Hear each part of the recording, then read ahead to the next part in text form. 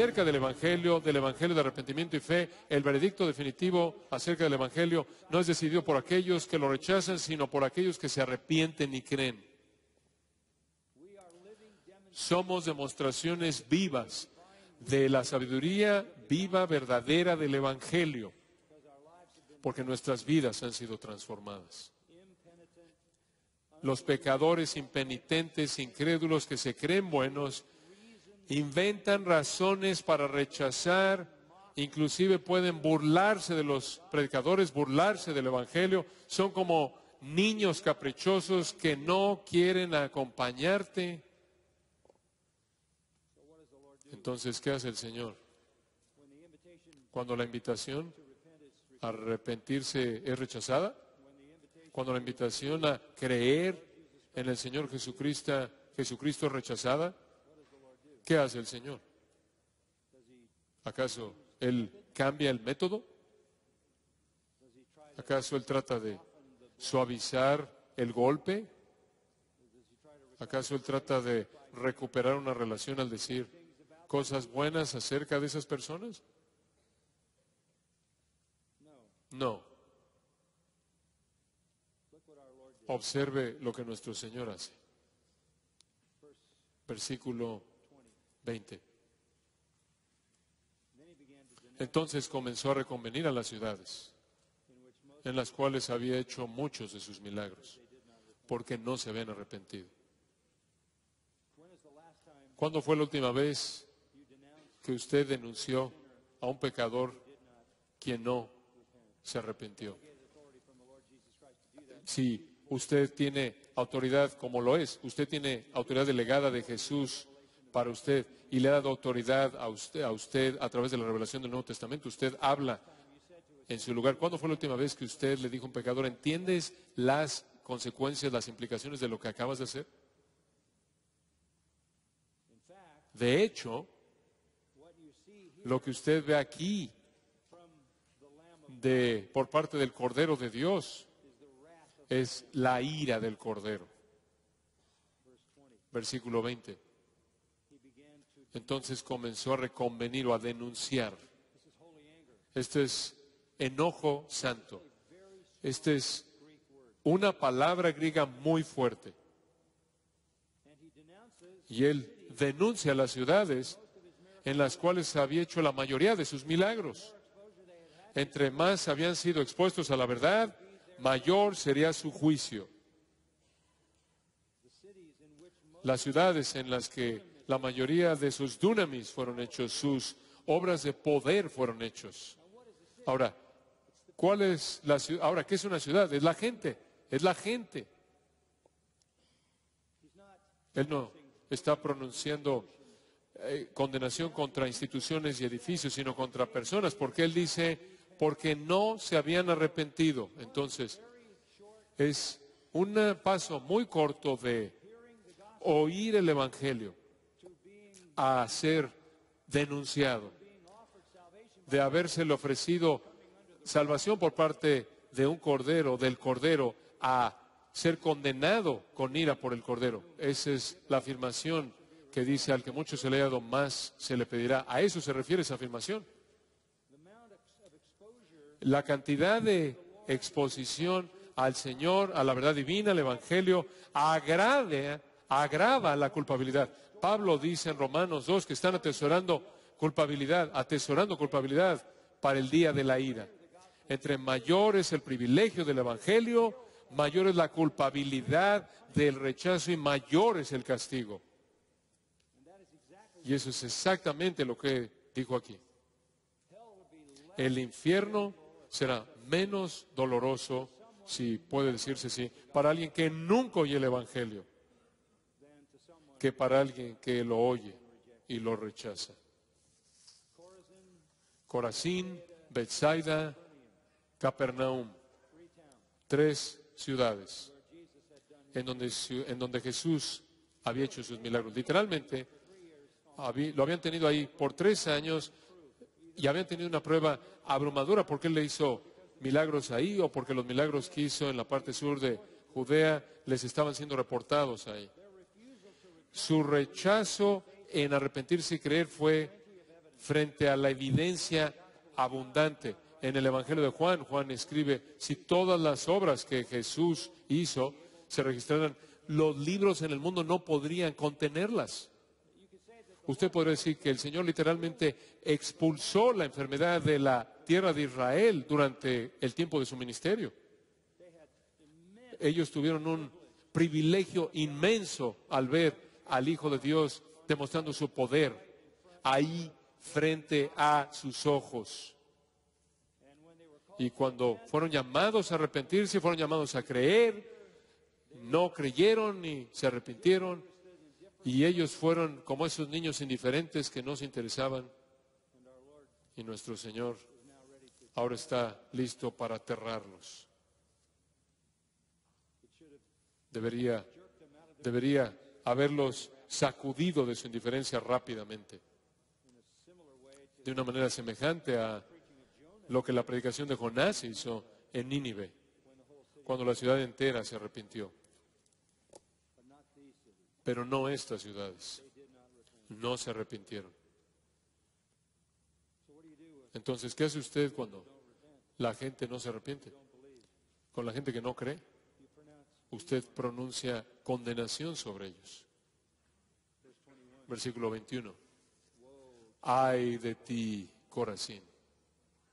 Ay de ti, Betsaida. Eso se oye en español como una palabra onomatopéyica. En griego es hoy, ay. Entonces nuestro Señor pronuncia condenación. Corazín estaba a más de 4 kilómetros al norte de Capernaum. Betsaida estaba al oeste de Capernaum. Y Capernaum era la ciudad principal en la parte sur extrema del mar de Galilea.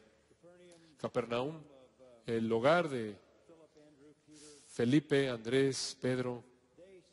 Ellos vieron muchos milagros. Oyeron a Jesús hablando muchas veces. Pero no se arrepintieron. Escucha el resto del versículo 21. Porque si en Tiro y en Sidón se hubieran hecho los milagros que han sido hechos en vosotras, tiempo ha que se hubieran arrepentido en silicio y en ceniza. Los que se creen buenos en sí mismos, ese es el pecado más condenador de todos los pecados.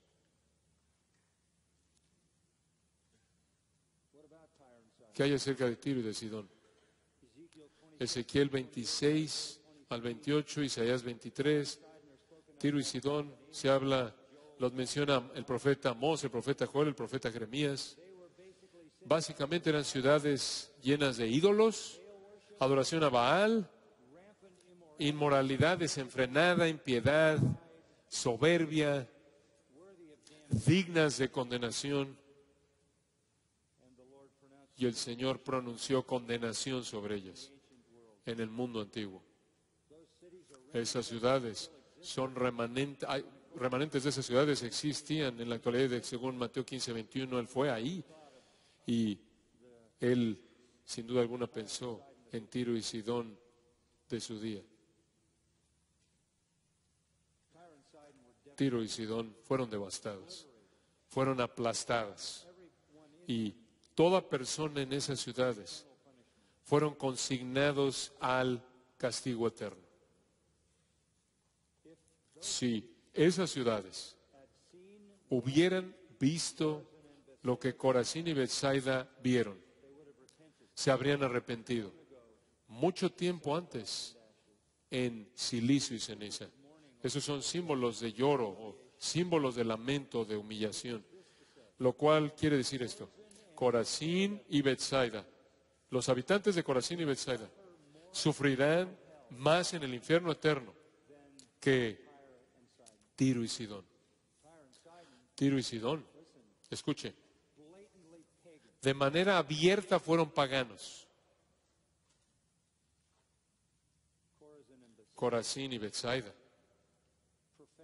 profesando adorar al Dios del Antiguo Testamento. Pero su infierno será más caliente que el de los paganos. ¿Por qué? Porque al que mucho se le haya dado, ¿qué? Más se le pedirá. La gente necesita ser advertida. Más tolerable para Tiro y Sidón que para ustedes. Después en el versículo 23. Y tú, Capernaum, que eres levantada hasta el cielo.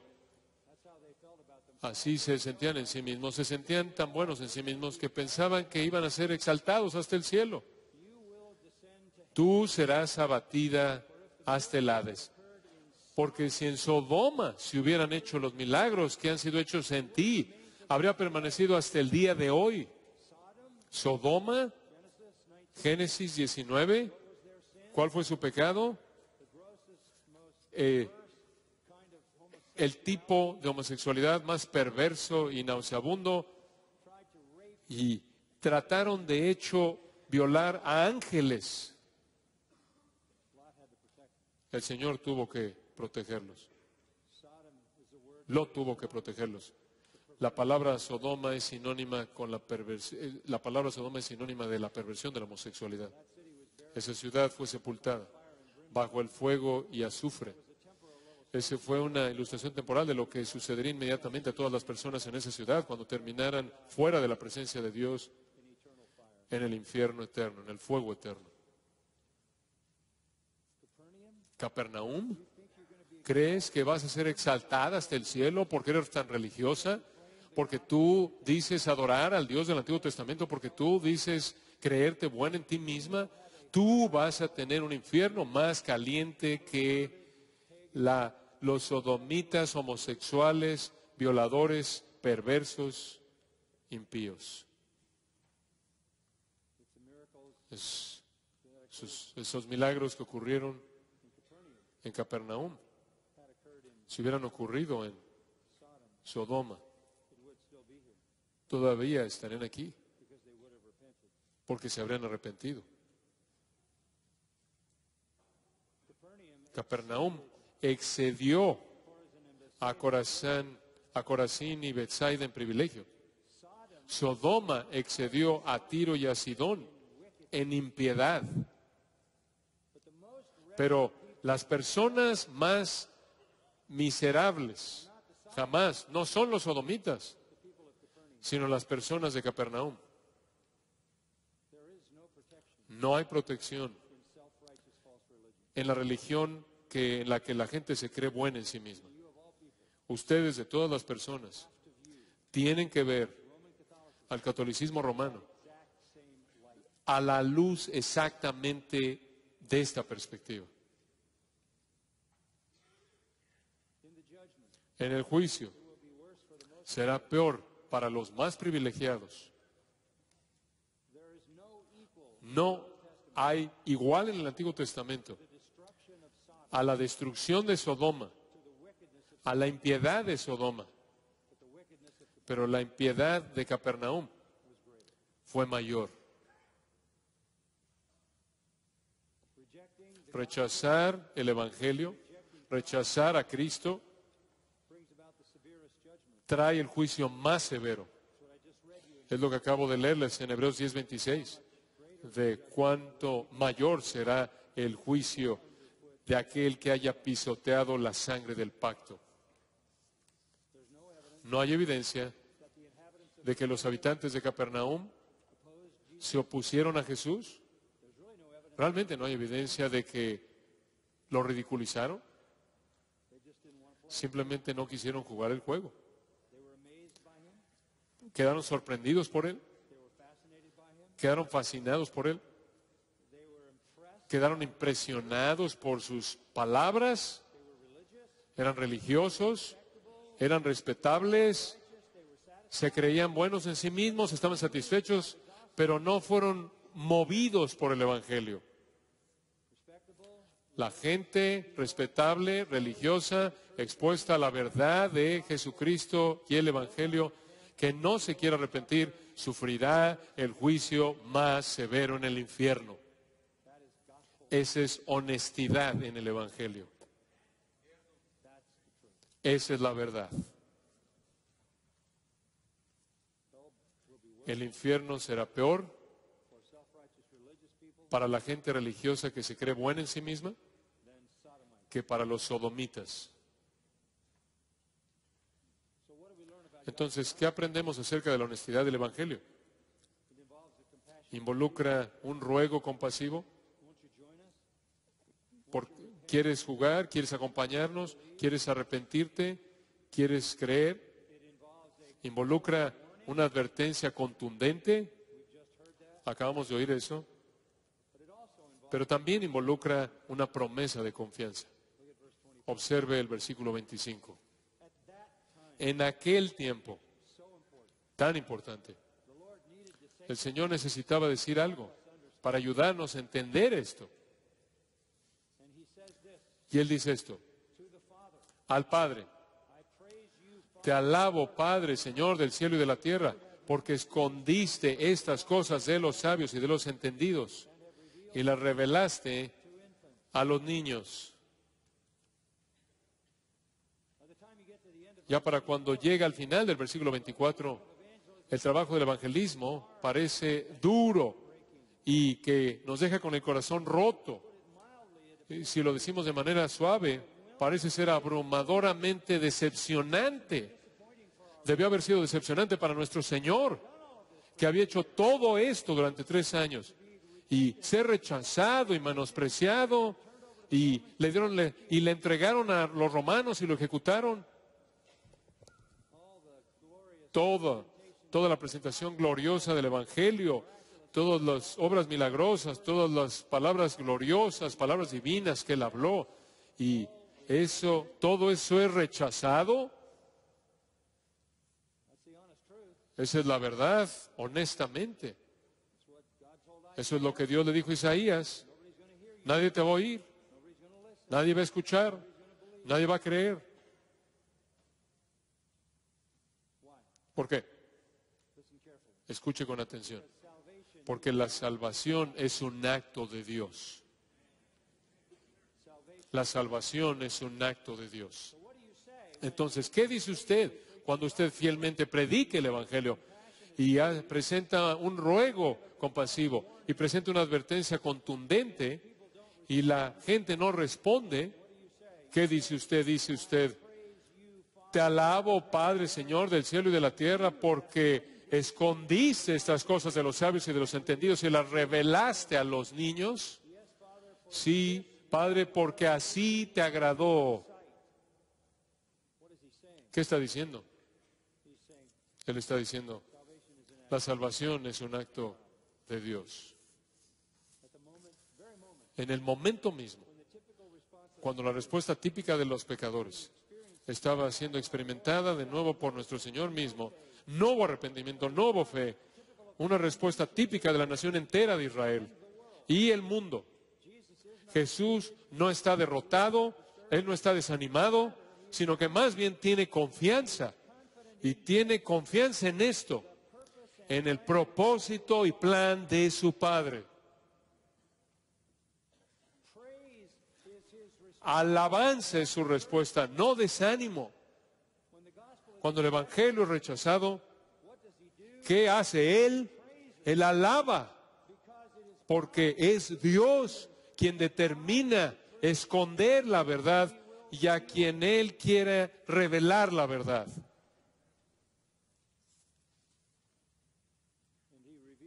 Y Él revela la verdad nepioi, a niños de pecho, aquellos que son indefensos y no tienen esperanza.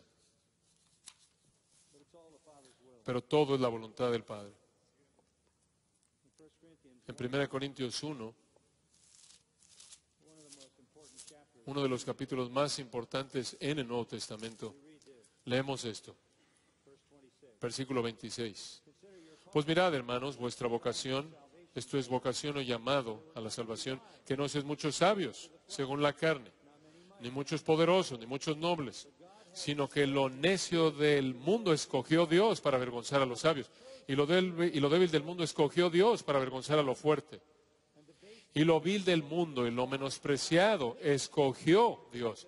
Y lo que no es para deshacer lo que es, a fin de que nadie se jacte en su presencia. Después esto. Mas por Él estáis vosotros en Cristo Jesús, el cual nos ha sido hecho por Dios sabiduría, justificación, santificación y redención, para que, como está escrito, el que se gloría, gloríese en el Señor. Dios ha escogido. Dios escogió. Dios escogió. 3 veces. Si no supiera yo eso, yo estaría desanimado. Pero esto agradó a sus ojos. Él va a congregar a sus escogidos. Eso fue lo que Pablo estaba celebrando en Efesios, cuando él dijo, bendito sea el Dios y Padre de nuestro Señor Jesucristo, que nos bendijo con toda bendición espiritual en los lugares celestiales en Cristo, según nos escogió en Él antes de la fundación del mundo, para que fuésemos santos y sin mancha delante de Él, en amor, habiéndonos predestinado para ser adoptados hijos suyos por medio de Jesucristo, según el puro afecto de su voluntad, para el avance de la gloria de su gracia. El ministerio sería desalentador si yo sintiera, si yo pensara que la gente rechaza debido a algo que yo debería de hacer, o la gente rechaza porque dejé de hacer algo. No. El Padre tiene un plan. Versículo 27. Todas las cosas me fueron entregadas por mi Padre. Cualquier persona que es salvada es un regalo del Padre para el Hijo. Escuche esto. Nadie conoce al Hijo sino el Padre, ni al Padre conoce a alguno sino el Hijo, y aquel a quien el Hijo lo quiera revelar. Escuche, la gente que está siendo salvada son aquellos que son escogidos por Dios, y aquellos a quienes el Evangelio y el Salvador en el Evangelio es revelado por obra divina. Martín Lutero dijo, aquí saca todo mérito, todas las capacidades y de razón de los hombres que sueñan en el libre albedrío, no cuenta nada para Dios. Cristo hace todo. El arrepentimiento y la fe en el Evangelio depende de manera total de la voluntad del Padre y la obra del Hijo. Y eso es lo que Dios le dijo a Isaías. Isaías dijo, si nadie va a creer, ¿por qué debo predicar? ¿Por cuánto tiempo debo predicar? Y Dios le dijo, predica hasta que no quede nadie a quien predicar. ¿Por qué? Porque tengo un remanente. Es Isaías, así termina Isaías 6, la simiente santa.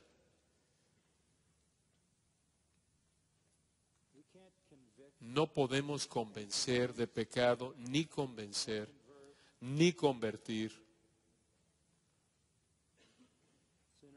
a los pecadores. Solo Dios puede. Entonces, ¿por qué vamos a cambiar el mensaje? Después, sin titubeo, sin explicación y sin conciencia de sí mismo ni contradicción. La elección divina, entre la elección divina y la responsabilidad humana, el Señor presenta una invitación después de que acaba de decir que el Señor lo esconde de algunos y lo revela a los niños, que es la obra del Señor. Encima de eso, Él dice en el versículo 28, venid a mí todos los que estáis trabajados y cargados, y yo os haré descansar. Ahí se encuentra la tensión entre la soberanía de Dios y el evangelismo. Todo es la obra de Dios. Sin embargo, aquí está Cristo mismo diciendo, venid a mí todos los que estáis trabajados y cargados, y yo os haré descansar. ¿Qué le decimos a los pecadores al final? Espero que seas escogido. No. Eso va más allá de nuestro nivel de responsabilidad. Decimos, ven. Su entendimiento perfecto de la elección soberana no refrenó la invitación. Venid, les daré descanso. ¿Qué tipo de descanso? Descanso, reposo en la salvación. Pero ¿quién va a venir? Todos los que están trabajados y cargados. ¿Qué quiere decir eso? ¿Están decepcionados por su trabajo? ¿No les gusta su esposa? No. Todos aquellos de ustedes que escuche con atención, que están aplastados, quebrantados, con dolor, insatisfechos y cansados de la carga de su pecado.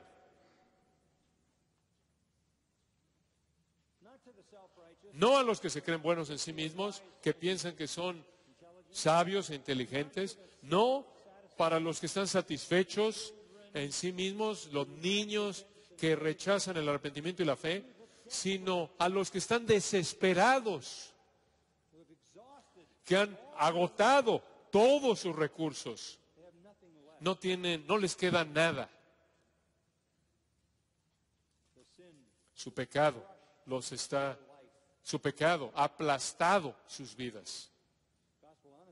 La honestidad del Evangelio dice que la salvación es ofrecida a aquellos que están aplastados bajo el peso del pecado y la culpabilidad y el temor. Hay muchas personas así. Esa es la razón por la que la tasa de suicidio sigue incrementándose. La honestidad en el Evangelio dice, la salvación es una obra de Dios. Él decide, pero la honestidad en el Evangelio también dice, si estás aplastado bajo el peso del pecado y estás cansado y no quieres ya la carga, ven a Cristo y encontrarás descanso. Versículo 29. Llevad mi yugo. Mi yugo es muy diferente al yugo que los fariseos les impusieron. Vengan, lleven mi yugo y aprendan de mí, que soy manso y humilde de corazón, y hallaréis descanso para vuestras almas. Porque mi yugo es fácil y ligera mi carga. Esa es la razón por la que el progreso del peregrino, cuando el peregrino llega a la fe en Cristo, su carga es quitada. Llevad mi yugo, aprended de mí. Yo soy el maestro a quien deben escuchar. Manso, humilde, van a hallar descanso, consuelo. ¿Qué es lo que demanda la honestidad en el Evangelio? Un ruego compasivo hacia la gente, llamándoles a que se arrepientan y crean. Una advertencia de el juicio aterrador, de juicio que vendrá sobre aquellos que rechazan. Una confianza plena en los propósitos soberanos de Dios, lo cual nos asegura de que Él va a salvar a sus propios escogidos. Y la honestidad en el Evangelio no nada más se detiene y dice, bueno, todo está en las manos soberanas de Dios. La honestidad en el Evangelio dice, a todos ustedes, a cualquiera de ustedes que está aplastado bajo el peso de su pecado, vengan, Él va a recibirte, te va a dar descanso.